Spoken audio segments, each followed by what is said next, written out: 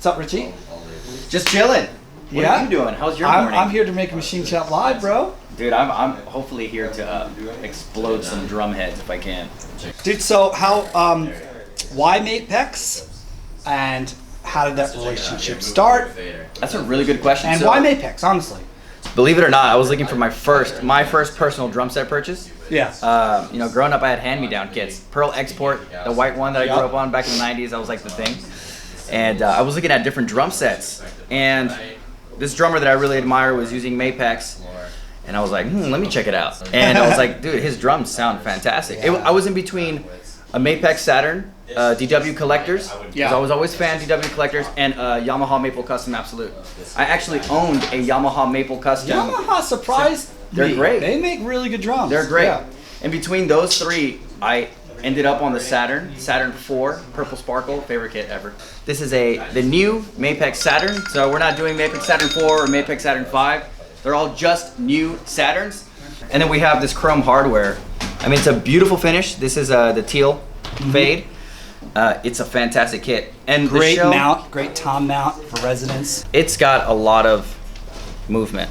Right. It's not choking the shell. But you'll see the legs have like a little black spring. Yeah, I haven't seen that. You can push down on them and the feet kind of move with it. Okay. So it's got a lot of resonance here. I'm using all Meinl stuff.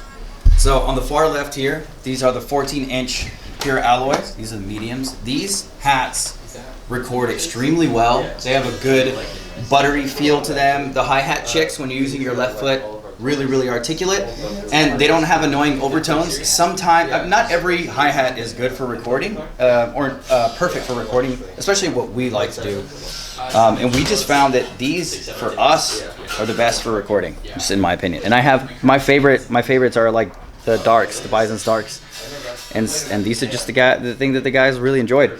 This mini stack here is a 8-inch BYZANCE dark splash over a Generation X 10-inch mini China. This bad boy here, this is a 20-inch dual crash ride BYZANCE. The dual stuff is great.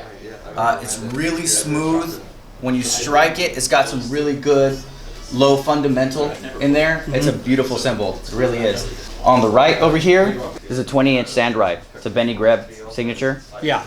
And this bell is really articulate. For the stuff that we do with Archeco, I like things that can scream. Sure. And but the parts that we wrote in this upcoming release, they have some more articulate patterns on the ride, and I like to do a lot of play with ride. And it's always belling and tinging the ride. You're never crashing this ride. Right. No, Yeah, this is definitely not a ride for crashing.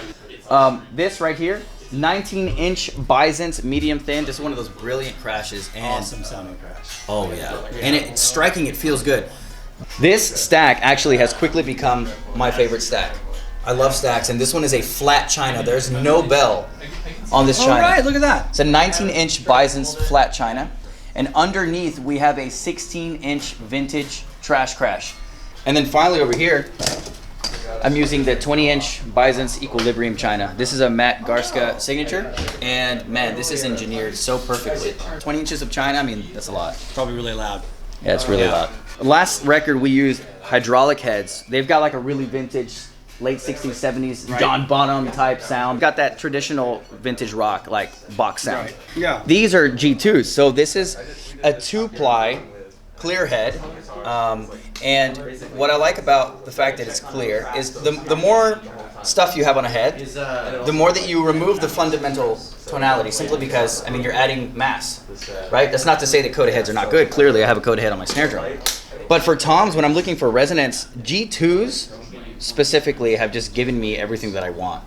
You don't have to smash these heads to get something out of them. You can play out of them like a timpani, which is great. You can play into them like a normal drum set. So head choice is absolutely huge. Super crucial. And this is something that we're doing differently on this album. Actually not, I'm not sure what Mapex sent with this one, unfortunately, but we do always use a heavyweight EMAD, an Evans heavyweight EMAD. Oh my gosh, man, I just want to hit it to speak for it. So you can tune this guy. This is a metal snare drum, so you can tune it nice and high without having to crank it, and you still get that scream. So you get the best of both worlds. I mean, I really do enjoy what we're using today and for the week. It's gonna be crazy.